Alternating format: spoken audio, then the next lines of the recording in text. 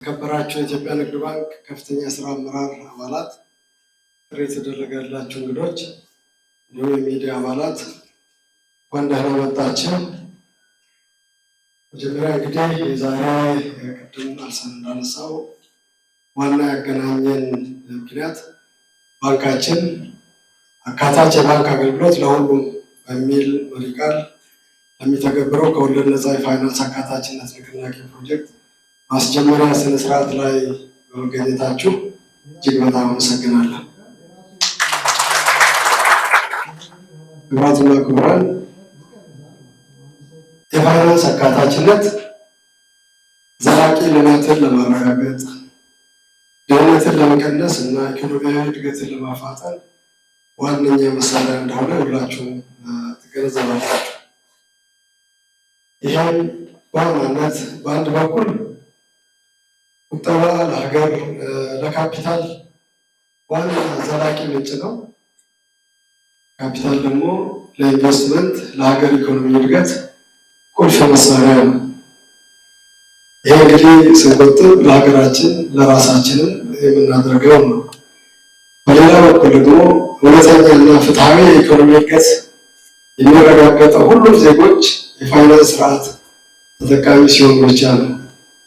አንዱ ጎን ሀብታም አንዱ ድሃ ከሆነ ድሃው አንድ ቀን ሀብታሙን ሊያጠፋ ይችላል ማለት ነው እና ፍትሐዊነት ሊመጣ የሚችለው ሁሉንም ማካተት ስንችል ነው።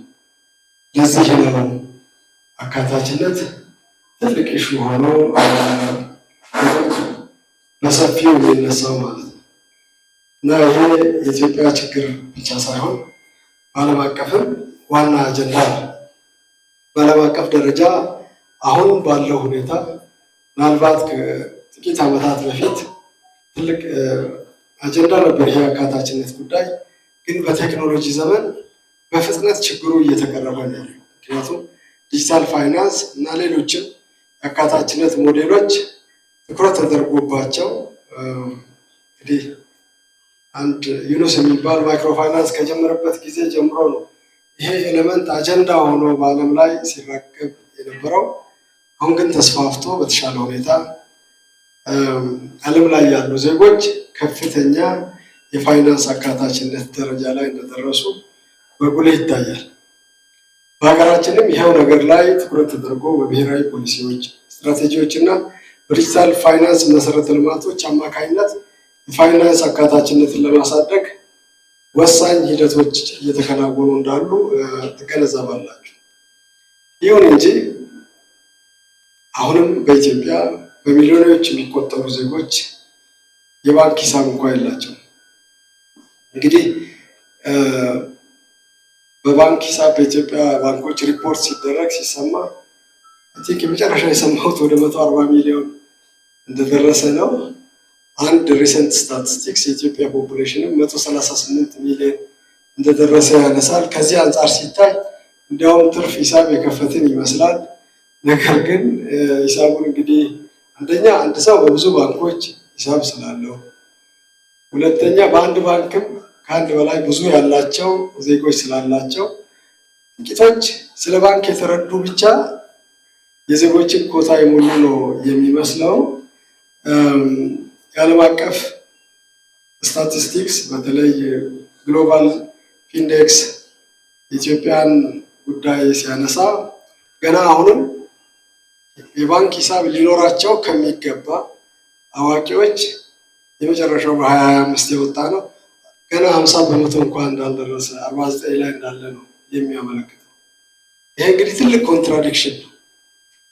በዚሁ በ2025 ውስጥ 140 ሚሊዮን የባንክ ሂሳብ እንደ ሀገር ሪፖርት ተደርጎ በሌላ በኩል ደግሞ ከአዋቂዎች ሂሳብ ሊኖራቸው ከሚገባ ከግማሽ በላይ አሁንም የባንክ ሂሳብ እንደሌላቸው ይታያል።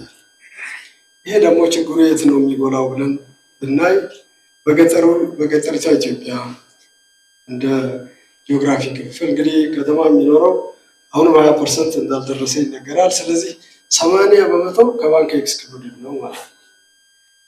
ከዚህም ውስጥ ደግሞ ወደ ውስጥ ገባ ስንል ሴቶች እህት እናቶቻችን የባንክ ሂሳብ እንደሌላቸው ለወደፊቷን የሀገር ዕጣ ፈንታ ተረካቢዎች ወጣቶች ባይበልጥ የባንክ ሂሳብ እንደሌላቸው እንግዲህ በሌላ ዓለም ለሕፃንም ተከፍቶ ከልጅነቱ የሚቆጠብ ቢሆንም እንግዲህ አዋቂ ብቻ አይደለም የባንክ ሂሳብ ሊኖረው የሚገባው። ሕፃንም ከተወለደ ጊዜ ጀምሮ የባንክ ሂሳብ ሊኖረው በስሙ ተቆጥቦ እሱም ባንክ ሂሳብ ሊኖረው እድሉ ነበረው። ግን ከአዋቂ እንኳ ሙሉውን የባንክ ሂሳብ አላገኘም። በተለይም ደግሞ ዛሬ የዋና ፕሮግራም ያደረግንበት የሙስሊሙ ህብረተሰብ ከባንክ የራቀ ነው። ይህም የራሱ ምክንያት አለ።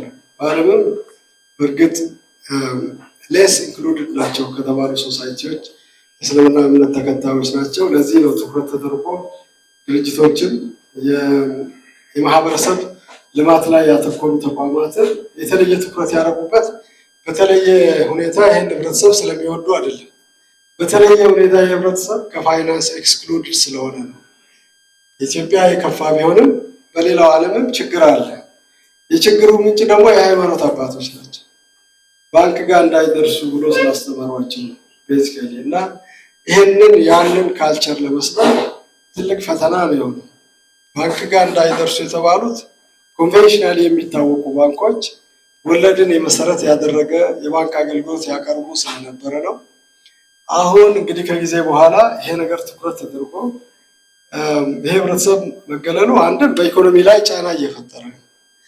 ህብረተሰብ አንድ ሰው ቆጥቦ የተሻለ መሆን ለሀገርም ለራሱም ነው ጠቀሜታው። ምናልባት ቁጠባን በአንድ ሳይድ ብቻ ልናየው አንችልም። ከቆጠበ ቅድም እንዳነሳሁት ለሀገር የኢንቨስትመንት ፈንድ ይመጣል።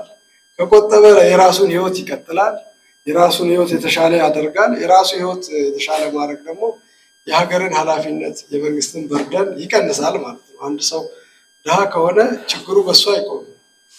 የሀገር ይሆናል፣ የህብረተሰብ ይሆናል፣ አልፎ የዓለም አቀፍ ችግር ነው የሚሆነው። ድሃ የሆነን እርዱ ተብሎ ያው ሲራብ ማገዝ ግዴታ ስለሚሆን ማለት ነው። እና መቆጠቡ የራሱን ህይወት እንዲቀጥል፣ የእሱ ቁጠባ ደግሞ እሱ በማይፈልግበት ጊዜ ልማትን ለማፋጠን ስለሚያግዝ አንድ ህብረተሰብ በሙሉ ከዚህ ስርዓት መገለል በራሱም ላይ በሀገርም ላይ በኢኮኖሚው ላይ ትልቅ ጉዳት ስለሚያመጣ ነው ትኩረት ተደርጎ ኢንክሉሲቭነስ ሁሉንም ማጠቃለል ስለሚኖርበት ነው።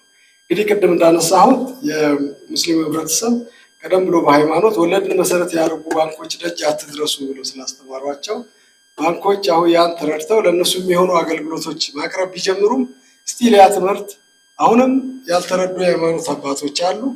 አሁንም ትምህርቱን ይዘው ሌላ ነገር መስማት የቸገራቸው እጅግ ከፍ ያለ የህብረተሰብ ቁጥር ስላለ ነው። ለምሳሌ ባንካችን እንደ ሀገርም ይህንን አካታችነት ለማበረታታት ከ10 ዓመት በፊት ቁጠባ ደብተሮች ላይ ወለድ የሌላቸው አገልግሎት በማምጣት ረጅም ጊዜ የቆየ ታሪክ አለው። ይህም ሆኖ በዛ የተሰበሰበ ቁጠባ የት እንደሚውል ስለማይታወቅ ይደር ሸሪዓን ባከበረ ፋይናንስ ላይ የሚውል ወይ ደግሞ በባንክ የሚቀመጥ ሆኗል። ስለዚህ አስቀማጮች ራሳቸውም ከወለድ ነፃ የባንክ አገልግሎት በማስቀመጥም በመበደርም ዘርፍ ማግኘት የሚችሉበት እድሉ እያለ ይህን እድል ተረድተው እስከዛሬ ድረስ የባንክ ሂሳብ በኢትዮጵያ ንግድ ባንክ የከፈቱ 8.4 ሚሊዮን ብቻ ናቸው። እንግዲህ ቅድም እንዳነሳ ነው በሀገር ከግማሽ በታች የባንክ ሂሳብ እንዳለ አንስተናል። በተለይ በአዋቂዎች በእርግጥ በአጠቃላይ የባንክ ሂሳብ እጅግ በጣም ከፍተኛ ከዜጎችን ቁጥር በላይም ቢሆን ግን ሪሌቲቭሊ የዚህ እምነት ተከታዮች በሀገር ደረጃ እንግዲህ በሀገሪቷ ስታቲስቲክስ እንኳን ከ35% በላይ ነው። ቅድም 140 ሚሊዮን ካልነው ውስጥ 8.4 እንግዲህ 8% አልደረሰም ማለት ነው። ይሄ ሪሌቲቭሊ ይሄ ሶሳይቲ ምን ያህል አሁንም ኤክስክሉድ ሆኖ እንደቀረ የሚያመለክት ነው እና ለዚህ ነው ትኩረት የተደረገው። እንግዲህ ባንካችን ይሄን ለማሳደግ ብዙ ስራ ሰርቷል። የባንክ ቅርንጫፎች ህብረተሰቡ ጋር ደርሶ በሁሉም ቦታ ከፍቷል። በዛሬው ዕለት 1918 ቅርንጫፎች አሉን። ወደ 155 የሚሆኑት ከወለድ ነፃ የባንክ አገልግሎት ብቻ የሚሰጡ ናቸው። ከነኚህ ውስጥ በ1918ቱም በመስኮት አገልግሎት ያቀርባል ባንካችን። እንግዲህ የህብረተሰቡን እምነት፣ ባህል፣ ፍላጎት ያማከሉ አገልግሎቶች ለማቅረብ ብዙ ጥረት አድርገናል። ሁሉም ቦታ ደርሰናል። ኤፍሲዲ ኢትዮጵያ ንግድ ባንክን የመረጠው ለዚህ ካምፔኑ ኢትዮጵያ ንግድ ባንክ በተሻለ በዲጂታልን በቅርንጫፍ ስርጭትም ህብረተሰቡ ጋር የቀረበ ነው። በተለይ ኤክስክሉድ ሶሳይቲ ጋር ብዙዎቹ ቆላማ አካባቢ ስለሚኖሩ ኢትዮጵያ ንግድ ባንክ ብቻ ነው ቅርንጫፎች ያሏቸው እና የተሻለ አገልግሎት መስጠት ይችላል፣ ወደ ህብረተሰቡ ይደርሳል ተብሎ ነው የተመረጠው እና ይህን ሁሉ ጥረት ብናደርግም ወደ ህብረተሰቡ ለመቅረብ ጥረት በአካልም በመንፈስም ነው ጥረት ያደረግነው በመመሪያዎቻችንም ጭምር። አሁንም የፋይናንሻል ኢንክሉዥኑ እጅግ በጣም ኮምፓራቲቭሊ ዝቅ ያለበት ሶሳይቲ ስለሆነ ነው ጥረቱ የተጀመረው ማለት ነው። እንግዲህ ይሄ ሁሉ ጥረት ተደርጎ አሁንም እንግዲህ በቁጥር እንደምታዩት ገና ሂሳብ ያልከፈተ ሰው መቼም አገልግሎቱን ሊያገኝ አይችልም። ይሄ ሂሳብም ልክ እንደ ማንኛቸውም ሂሳብ ዱፕሊኬሽን ይኖርበታል። ስለዚህ በቁጥር ኔቱ ስናወጣ ምናልባት 5-6 ሚሊዮን ያልበለጡ ሰዎች ናቸው አሁንም የባንክ ሂሳብ የሚኖራቸው እኛ ጋር ማለት ነው። ስለዚህ ብዙ ስራ ይጠይቃል፣ ብዙ ጥረት ይፈልጋል። ይህንንም ክፍተት ለመሙላት ብሔራዊ ባንክም ብዙ መመሪያዎች እያወጣ ድጋፍ እያደረገ ነው። በተለይ ኤፍኤስዲ ኢትዮጵያ የተለያዩ ድጋፎችን አድርጎ ይህን ካምፔን እንዲጀምር ቴክኒካል ድጋፍ በማድረግ አብሮን በመሆኑ ከፍ ያለ ምስጋና እናቀርባለን። እንግዲህ ከዛሬ ከኤፍኤስዲ ኢትዮጵያ ጋር በመተባበር ይሄ ያስጀመርነው ካምፔን ኦልሬዲ ስራው ወደ መስመር ገብቷል። ግን ዛሬ ኦፊሻሊ በማስተዋወቅ ደንበኞቻችንም ጉዳዩ የሚመለከታቸው ባለድርሻ አካላቶችን በይበልጥ የኢትዮጵያ ንግድ ባንክ ቅርንጫፎችም ይህን ነገር ተረድተው ትኩረት አድርገው ባንኩ እያደረገ ነገር ያለውን ፕሮግራም አውቀው እንዲተገብሩት ለማድረግ ነው በይፋ ለማሳወቅ ይህን መድረክ ያዘጋጀ ነው። ይህ መድረክ እንግዲህ በዋናነት የሀገሪቷ በሙሉ ላይ ስራ የምንሰራ ቢሆንም በልዩ ሁኔታ አብዛኛው የሙስሊም ህብረተሰብ ባለባቸው ክልሎች ትኩረት ያደርጋል። በአፋር፣ በኦሮሚያ፣ በሶማሌ፣ አማራ፣ ማዕከላዊ ኢትዮጵያ እና ቤንሻንጉል ጉሙዝ ክልሎች ከ241 ወረዳዎች ላይ ትኩረት የሚያደርግ ለ12 ወራት የሚቆይ ሰፊ ፕሮጀክት ተቀርጾ ወደ ስራ ተገብቷል። በዚህ ፕሮጀክትም ግብ ተደርጎ የተቀረጸው ቢያንስ ከግማሽ ሚሊዮን በላይ አዳዲስ የወለድ ነፃ የባንክ ደንበኞች ለማፍራት ተደርጎ ነው የተጀመረው። ከዚህ ውስጥ 350 ሺው በቅርንጫፎች ሂሳብ የሚከፈት ሲሆን ወደ 150 ሺህ የሚሆነው ደግሞ በሲቢኢ ብር ወኪሎቻችን በኩል ሂሳብ ይከፈታል ተብሎ እቅድ ተይዟል። ከዚህ ውስጥ እንግዲህ ሴቶችን ማብቃት ቤተሰብን፣ ማህበረሰብን ብሎም ሀገርን ማብቃት በመሆኑ ፕሮጀክቱ በልዩ ትኩረት ሴቶችን እና በገጠር የሚኖሩ ወገኖቻችንን በፋይናንስ ማብቃት ላይ ያተኮረ ነው። ከሚከፈቱ 500 አዳዲስ የባንክ አካውንቶች እንግዲህ ቢያንስ 150 ሺህ የሚደርሱት ሴቶች እንዲሆኑ ፕሮግራሙ ሪኳየርመንት አስቀምጧል ማለት ነው። ስለዚህ ይሄ ላይ ትኩረት አድርገን የእኛም ቅርንጫፍ ሰራተኞች በልዩ ሁኔታ እንድንሰራ ነው። ይሄ እቅድ እንግዲህ ለአመት የተቀመጠ ቢሆንም ባንካችን በ1 እና በ2 ወር ይህን ያሳካል ብዬ ነው ተስፋ የማደርገው። ኦፕሬሽን ኃላፊዎች እዚህ ያሉ፣ ዋናው ባለቤት ጭንቅላቱን እያነቃነቁ ነው። ይህን እንደሚያደርጉ ተስፋ አደርጋለሁ። ስለዚህ ይሄ ንቅናቄ የተሳካ እንዲሆን ለማስቻል በባንካችን በኩል እንግዲህ ሂደቱ ያው 500 ሺህ ለመክፈት ከ5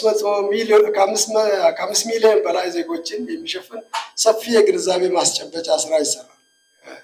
የግንዛቤ ማስጨበጫ ፕሮግራሙ ዛሬ ይኸው ሀብለን ጀምረናል።